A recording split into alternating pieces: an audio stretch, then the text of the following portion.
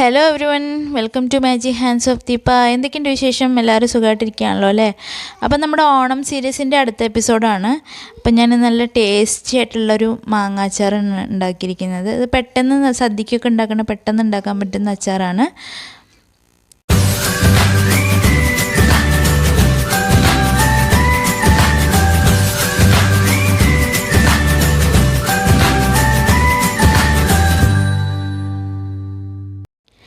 ഇത് നമ്മൾ സദ്യക്ക് ഉണ്ടാക്കുന്ന ഒരു ഇൻസ്റ്റൻറ്റ് അച്ചാറാണ്. പെട്ടെന്ന് തന്നെ തയ്യാറാക്കി എടുക്കുക എന്നുള്ളതാണ് ഈ അച്ചാറിൻ്റെ പ്രത്യേകത. ഒരു 10-25 മിനിറ്റും കൊണ്ട് നമുക്ക് അച്ചാർ റെഡിയാക്കി എടുക്കാൻ പറ്റും.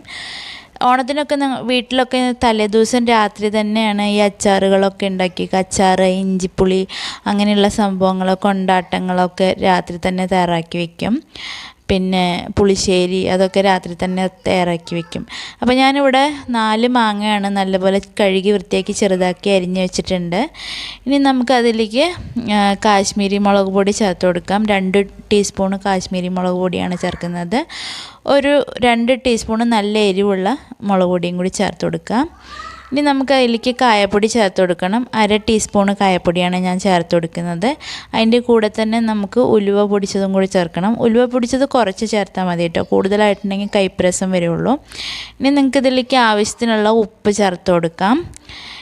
ഉപ്പ് ചേർത്തതിന് ശേഷം നമ്മളത് നല്ല പോലെ മിക്സ് ചെയ്തിട്ട് എല്ലാ പൊടികളും എല്ലാ മാങ്ങയിലേക്കും എത്തുന്നത് പോലെ നല്ല പോലെ ഇളക്കി യോജിപ്പിച്ചെടുക്കുക. അപ്പോൾ എൻ്റെ വീഡിയോസൊക്കെ എല്ലാവർക്കും ഇഷ്ടപ്പെടുന്നുണ്ടെന്ന് വിചാരിക്കുകയാണ്. അപ്പോൾ എല്ലാവരും ഒന്ന് ലൈക്ക്, ഷെയർ, കമൻറ്റ്, സബ്സ്ക്രൈബൊക്കെ ചെയ്യണം കേട്ടോ. അഭിപ്രായങ്ങളൊക്കെ പറയണം കേട്ടോ. അപ്പം ഞാൻ ഒരു ഇരുമ്പ് ചട്ടിയിലാണ് ഉണ്ടാക്കുന്നത്. അപ്പോൾ ഞാൻ ചട്ടി ചൂടാക്കിയിട്ടുണ്ട്. ഇതിലേക്ക് നമ്മൾ നല്ലെണ്ണയാണ് ഒഴിച്ച് കൊടുക്കുന്നത്. സാധാരണ വെളിച്ചെണ്ണയിലാണ് എല്ലാവരും ചെയ്യുക, പക്ഷേ അച്ചാർ കേട് വരാണ്ടിരിക്കണമെങ്കിൽ നല്ലെണ്ണയാണ് നല്ലത്. അപ്പോൾ അതിലേക്ക് നമ്മൾ കടുക് ഇട്ട് കൊടുത്തു, ഇഞ്ചി ചെറുതായിട്ട് അരിഞ്ഞ് വെച്ചിരിക്കുന്നത്, പച്ചമുളക് ചെറുതായിട്ട് അരിഞ്ഞ് വെച്ചിരിക്കുന്നതൊക്കെ ഇട്ട് കൊടുക്കും. നമുക്ക് വെളുത്തുള്ളി ഇട്ട് കൊടുക്കാം.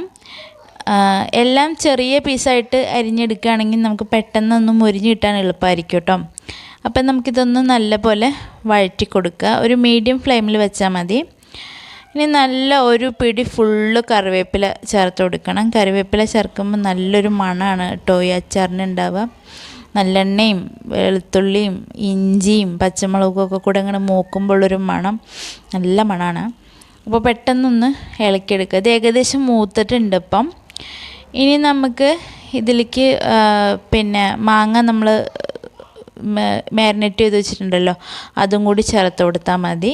കുറച്ച് വിനാഗിരിയും കൂടി ചേർത്താൽ അച്ചാർ റെഡിയായി.